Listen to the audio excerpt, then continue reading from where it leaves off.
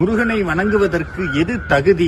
நான் நல்லவனா கெட்டவனா அதெல்லாம் இல்லைங்க. முருகனுடைய அருள் வேணுங்கிற அந்த ஏக்கம் இருக்கே, அந்த ஏக்கம் ஒண்ணுதான் தகுதி. உள்ளத்திலே நீ இருக்க, உன்னை நம்பி நான் இருக்க, வெள்ளிமலையான் மகனே வேலையா, என் வாழ்வு வளம் காண கடைக்கண் பாறையா, கடைக்கண் பாறையா.